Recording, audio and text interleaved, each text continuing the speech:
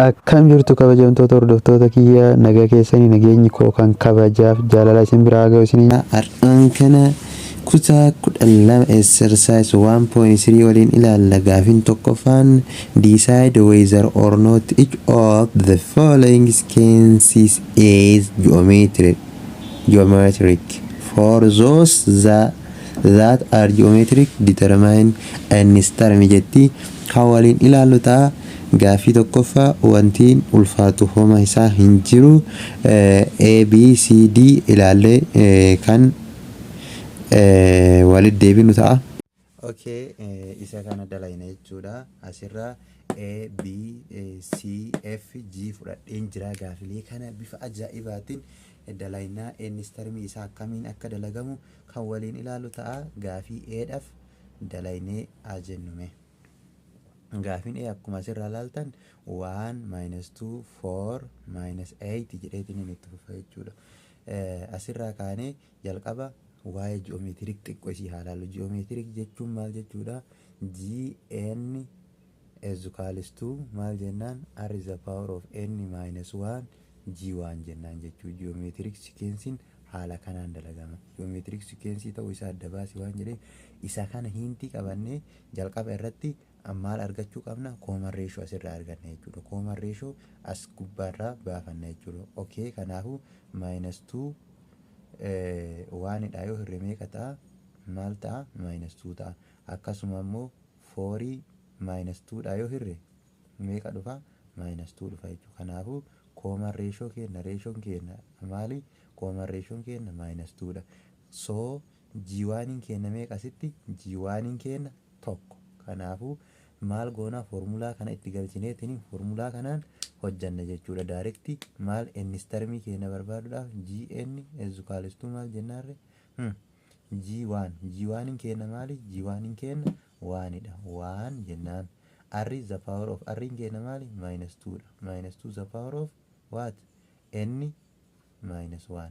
So asirraa kaanee Gn keenya maal nuu dhufe? 2 the power of minus 2dha. Minus 2 the power of n kana jechuun minus 2 isaa kana yoo baay'isuun maal ta'a? 1 yoo baay'isnu homaa jijjiiraman qabu. Minus 1 times 2 the power of minus 1 jennaan. So isa kana hogguu jijjiirru maal nuu dhufa? Gn keenya inni kan nuu dhufu kun isa kana salphaadhaan kana jechuun 1 over 2 jechuudha. Kanaafuu 1 over 2 jennee alaaf baasuu dandeenya. Minus 2 the power of n dha. Gn keenya isa kana salphumatti nuu dhufa jechuudha. Okay, Gn keenya final answeriin keenya isa kana. Isa Eedhaaf yookaan immoo haala kanaan barreessuu dandeenya. Gn ezukaalistuu minus 2 the power of n over 2 jennee barreessuu dandeenya jechuudha. Salphumatti haala kanallee kaa'uu dandeenya. Okay, gaaffiin A kana ta'a. Gaaffiin B'dhaaf immoo akkamitti hojjetama kan jedhu B'dhallee waliin kan ilaallu ta'a. B'n keenya 5 jedhee itti fufa. Kanaafuu common ratio keenya R keenya argachuudhaaf 5 over 5 jechuun yeroo hundaa walumaa qixa 5 over 5 jechuun 1dha. Kanaafuu G1 keenya R keenya maal ta'e? 1dha jennaan. G1 keenya hoo? G1 ezukaalistuu maal jennaarre? G1 keenya 5dha. Kanaafuu Gn keenya barbaachuudhaaf G1 keenya asirra G1 keenya dursa as kaa'uu dandeenya jechuudha. G1 keenya meeqa? 5dha. R keenya 1dha. 1 the power of n minus 1 jechaadha.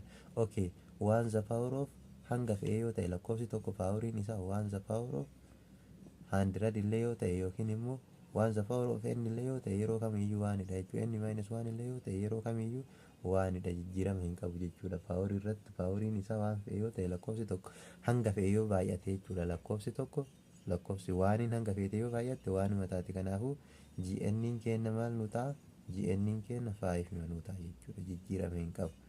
Okay, gaaffii C'dhaaf asumarraa C ogguu ilaallu. C'in immoo maal jetti? Minus 2 0 akkas jettee itti fufti jechuudha. Minus 2 0 2 4 jettee itti fufti. Kana jechuun immoo maal jechuudha? 0 minus 2 dha yoo hirre 0 minus 2 dha hiruu ni dandeenya 0dha. Garuu immoo 2 0 dha hiruun hin danda'amu jechuudha. Undefined waan ta'uuf hin ta'u jechuudha. Kuni maali jiyoomeetirii miti jennee lafa kenna jechuudha. Okay, isa f isa cd baay'ee salphaadha waan ta'eef ni ilaaltu. Isa f yoo laalle maal jetti 2x 2 the power 4 the power of x 8 the power of 3 16 the power of 4 jetti.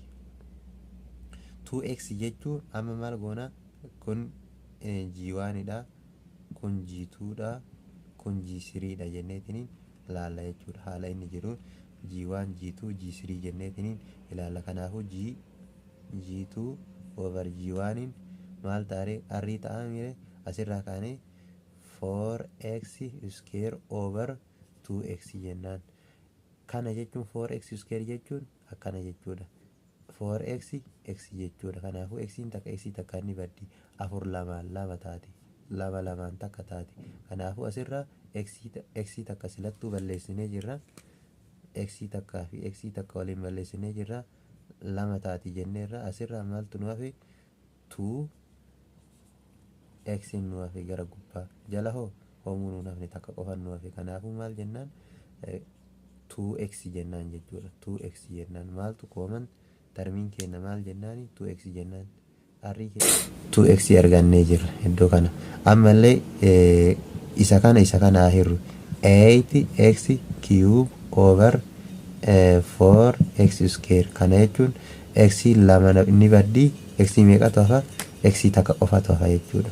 Asitti x lamaan baddee jirti homaa hin hafu. Asitti afuriin lama jechaadha. Asitti afuriin meeqa homuun hafu. Kanaafuu 2x tana qofatu hafe jechaadha. 2x qofatu hafe. Kanaafuu asirraa maal arganne arrii common ratio keenya 2x argannee jirra. Okay, g1 keenya maal qabna 2x qabna. g1 keenyallee g1 keenyas 2x qabna. So salphumatti maal arganna gn keenya arganna jechuudha. Yookiin immoo nnis tarmii keenya salphumatti arganna. Bifa salphaa ta'een arganna. Asirraa isa kana sirritti naa ilaala. Okay, gn ezukaalistuu maal jenneen irra asumarraa kaanee jirra. g1 keenya 2x qabna jechuudha. Akkuma asirraa argaa jirtan 2x ni qabna. Arrii keenya 2x ni qabna. Akkuma hojjennee argannetti 2x the power of n minus 1. Akkuma lakkoofsa kamiyyuu maal goonaree asirraa isa kana jechuun 2x jenneerraa. Isa kana jechuun ammoo taayimsiin as ni jirti jechuudha. 2x the power of n times 2x the power of minus 1 jennaan jechuudha. The whole dha kun. Kanallee the whole dha. Akka the whole titti naa fudhadha akka sirritti feesinii ta'u 2x the whole n 2x the whole minus 1. Okay, kanneen irraa maal goona fakkeenyaaf 2 the power of n times 2 the power of m times 2 the power of minus r osoo jenne asirraa 2 koomanii fudhannee jara kana wal edaana jechuudha. n plus m minus r dha jechuudha. R'n tun minus waan qabduuf minus r dha. Formulaa kana fayyadamuudhaan isa kanas ni hojjenna jechuudha. Formulaa kana fayyadamne isa kana hojjenna jechuudha haala kanaan. Kana jechuun maal goonaree 2x koomanii fudhannee sadiinifu koomanii sila taateef paaworii isaanii wal edaana jechuudha. As bira paaworiin tokko jira jechuudha. 1 plus n plus minus 1 jechuudha. Kana jechuun immoo kuni maayinasiin isa kana maal gooti maayinasii gooti jechuudha. Kanaafuu kuni jechuun maayinasi mataati jechaadha. Okay, minus 1 taati. Minus 1 taati. Kanaafuu minus 1 fi plus 1 waliin balleessine wal balleessitee jirti. Kanaafuu maaltu nu hafe gn keenya 2 the power of x is the power of 2x the power of n dha jechaadha. General tarmiin keenya isa kana nu dhufaa jenneetiniin murteessina. Okay, kana fakkaata. Ka itti aanus gaafii as tokkoffaa keessa jiidha. Xiqqishusi gaafiin jii kun kompleksiidha. Wantiin isaanii baay'ata waan ta'eef hojiin isaanii baay'ata waan ta'eef isa kana as bira jalqabu. Maal jedhaa 5 plus under radical 5 jedha kooma 1 plus 5 under radical 5 jedha sitti 5 osoo hin taane under radical 5 dha 1 plus under radical 5 dha kooma termiin sadaffaa immoo 5 plus under radical 5 over 5 jedha. Okay, mee jalqaba irratti isa kana hiru. Okay, 1 plus under radical 5 over 5 isa kana jechuu 5 over 5 plus under radical 5 isa kana jalqaba irratti maal goona rationalization akkuma kana dura baranne kutaa 9 keessatti illee waliin ilaalle warroonni na wajji hordofaa turtan isa kana jechuun rationalization goona jechuudha. Rationalization jechuun jalaaf irra iddoo kana negative goonetiin hin baay'isnaa jechuudha. 5 minus root 5 over 5 minus root 5 jennaan jalaa irra yoo ka baay'isnu ta'e tokko baay'isuu 5 meeqa ta'a 5 edaasaa tokko baay'isuu negative 5 maal ta'a amma kana yoo edaasaa isa jenneen kana maayinasitti jijjiirra jechuudha. As bira maayinasii waan jirtu maayinas root 5 plus jennaan 5 root 5 dha yoo baay'isne 5 root 5 jennaan. Okay, minus as biratu minus waan qabdu root 5 times root 5 immoo 5 taati jechaadha.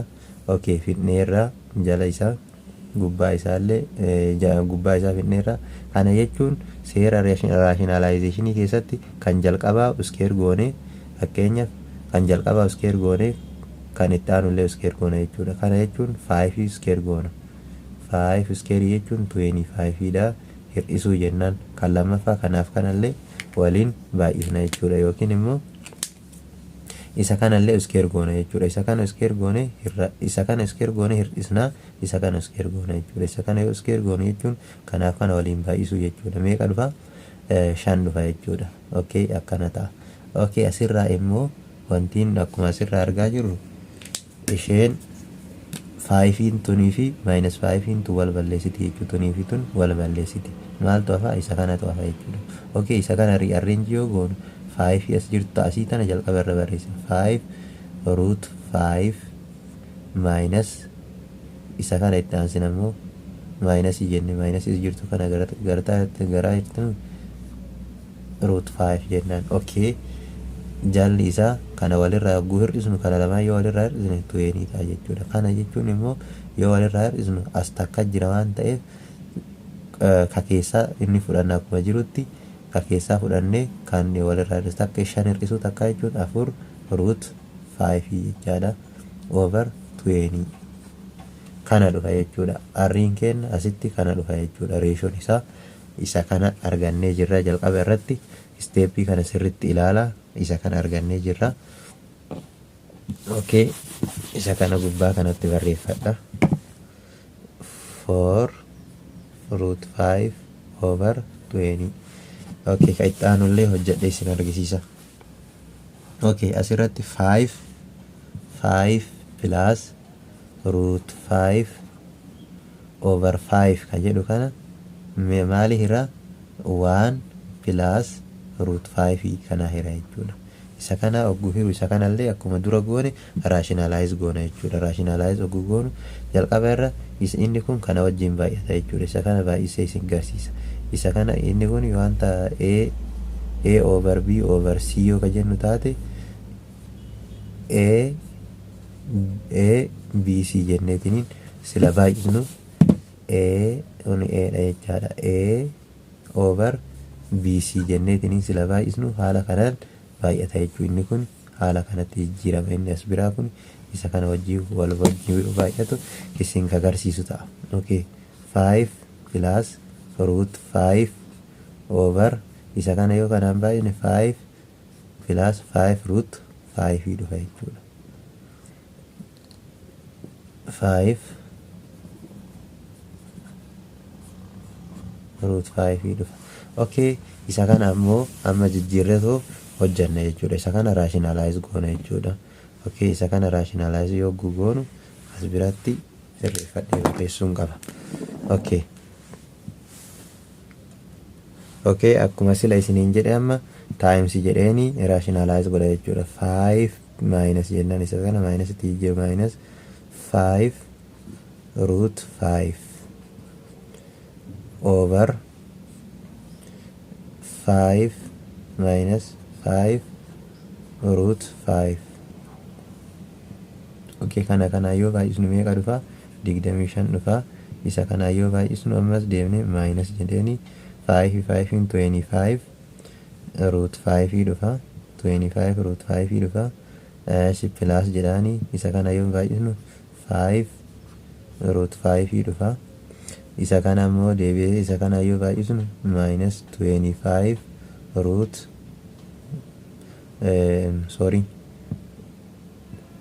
minus 25 dhufa.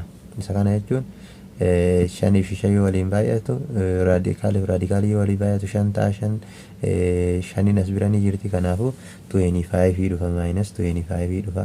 Okay, jalli isaa ammoo kan jalqabaa square goona jechuudha 25 dha. Kan itti aanullee kanas yoo square goonu maal ta'a? Minus jenneeni 25 root 5 dha jechuudha. 25 root 5 jechuun 125 dhufa jechuudha. 125 dhufa. Okay, isa gubbaa ka waliin balleessine kan taa'u immoo ni tursiifna jechuudha. Isa gubbaa keessa 25 fi minus 25 wal balleessa. Okay, isa kana fudhanna jechuudha. Akkuma jirutti isa kana fudhanna. Isa kana hogguu fudhannu meeqa ta'a? Isa kana jalqaba irraa aansume. Okay, jalqaba irra illee aansuu baadhellee rakkoon qabu jechuudha. Akkuma jirutti illee fudhachuu danda'a. Inni sun rakkoon qabu akkaataa hubannaa keessaniif toluuf jedheeti malee 5 root 5. Okay, kana jechuun yoo walirraa hir'isnu negatiiv 100 jechuudha. Jala irratti negatiiv 100. Kana jechuun walirraa hogguu hir'isnu asitti koomanii ni qabna akkuma sila isiniin jedhe meeqa ta'a? 5 hir'isuu negatiiv 25 yoo walitti 5 fi negatiiv 25 yoo walitti ta'an negatiiv 20 dhufa jechuudha.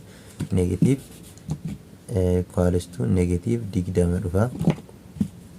Negatiiv 20 root 5 dha. Root 5 negatiiv 20 irra negatiiva 100.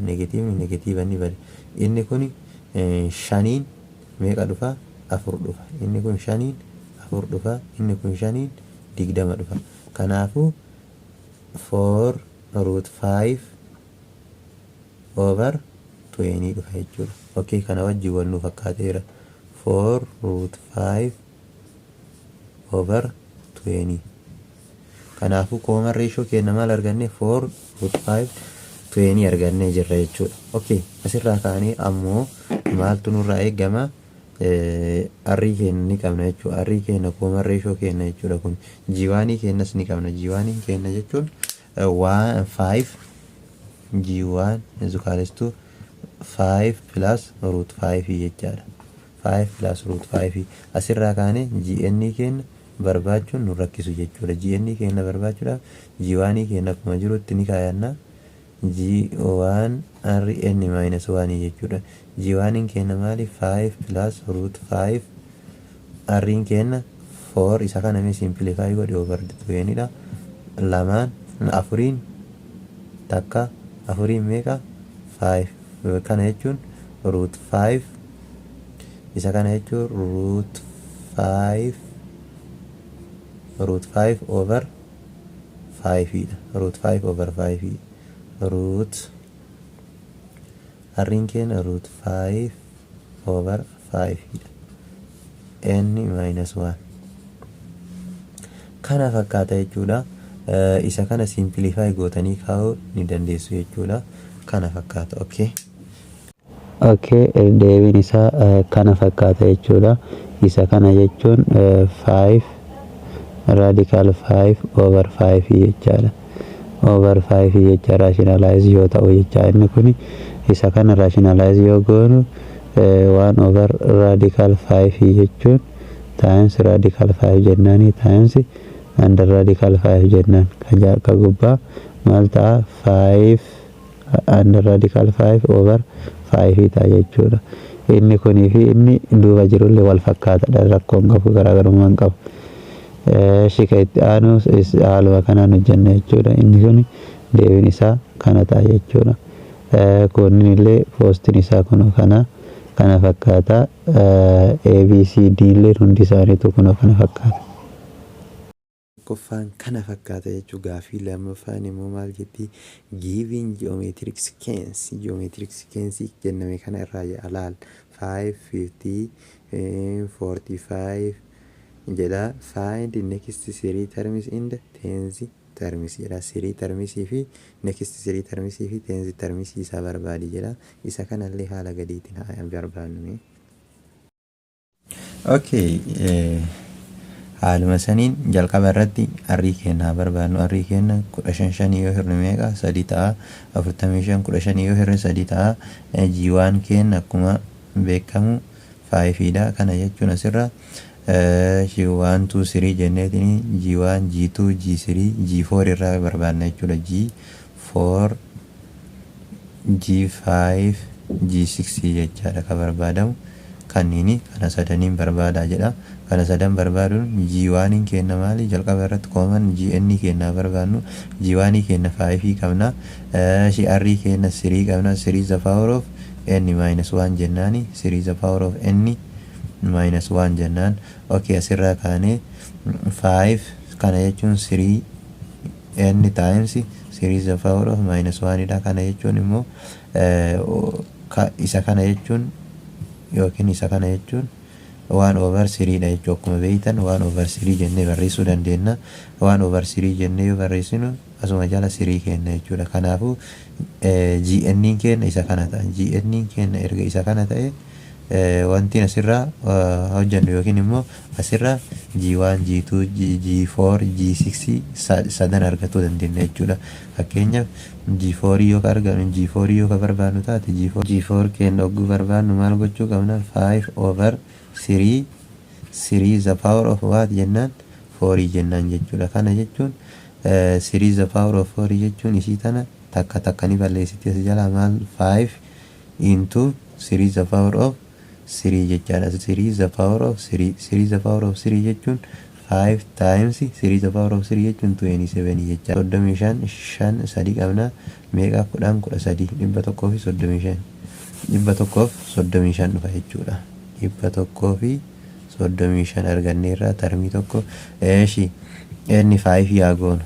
asitti kanas 5 itti jirre inni 5 yaa goonu 5 gaaf 5 goonu takka takka ni balleessiti 3 takka ni balleessiti meeqa dhufti 5 times 3 is the power of 4 dhufti jechuudha inni kun immoo kan hin dhufu inni 405 dhufa jechaadha 405 argannee jirra ka itti aanu nextiin 6 haa goonu oggu 6 goonus insuma kana 6 itti haa jijjiirru 6 yaa goonu 3 is the power of 6 yaa jennuun 3 is the power of 6 oggu jenne maal ta'a haaluma saniin takka takka ni balleessiti 1,115 ta'a jechuudha 1,215 ta'a deebiin isaa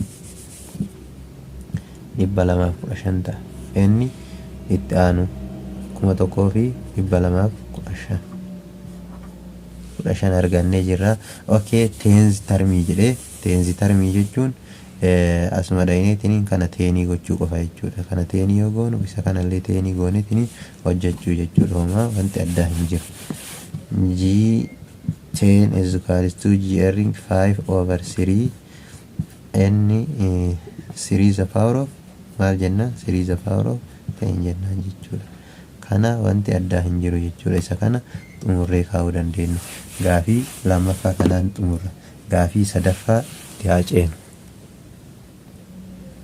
okay gaafiin sadaffaan ammoo G1 nu kenneera G4 nu kenneera G maal barbaadi jedha G8 barbaadi jedha jalqaba maal argachuu qabna R hin qabnu jechuudha R argatuudhaaf jalqaba R argachuu qabna jechuudha eessarraa arganna G4 kanarraa arganna jechuudha G4 is equal to G1 R is the power of 4 waan ta'eef n minus 1 waan ta'eef 3 4 minus 1 jenna 4 minus 1 jechuun 3 dha jechuudha maal arganna asirratti 3 arganna jechuudha gatii R keenya 3 arganna okay G 4 is equals to g1 in kenna 5 dha.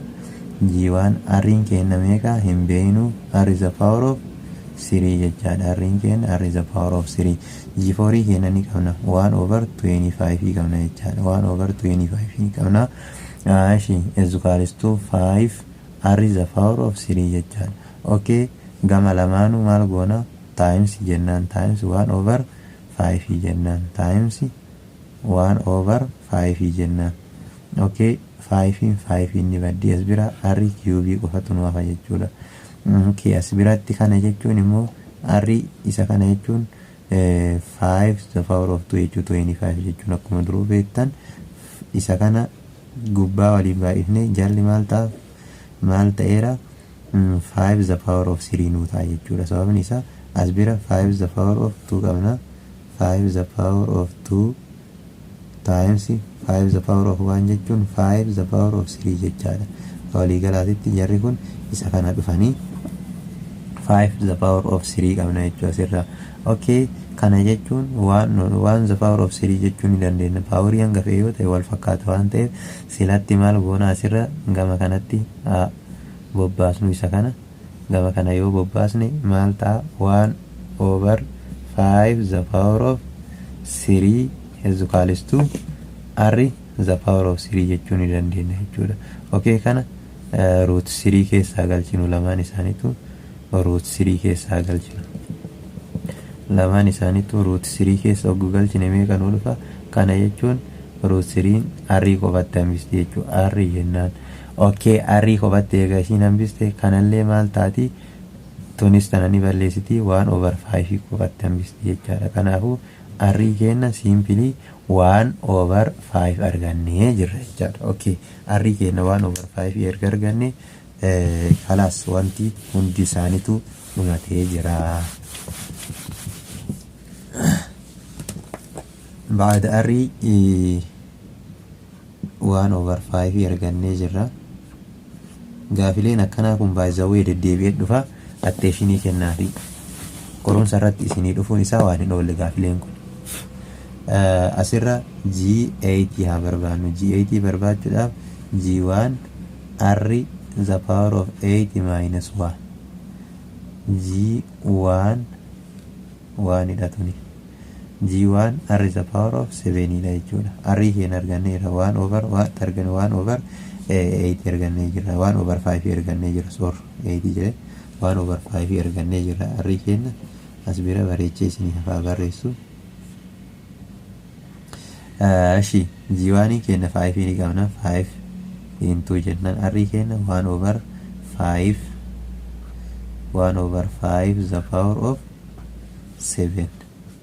Kana jechuun simply 5 into 1 over 5 times 1 over 5 the power of 6 jechaadha. Okay, isa kana jechuun immoo tun takka 5 ni balleessiti. Maaltu nu hafe? R kenna G8 kenna 1 over the power of 6 nu hafe jechaadha. The power of 6 jechuun ni dandeenya jechuu simply. Isa kana jechuun 1 over yoo lakkoofsatti jijjiiru around 15625 dha. By the way yoo guddate kanumaan isinii kaayan jechuudha. Deebiirra kana olii waan dabarsanii isinii kaayan natti hin fakkaatu. Kanumaan isinii kaayanii haala kanaan hojjennaan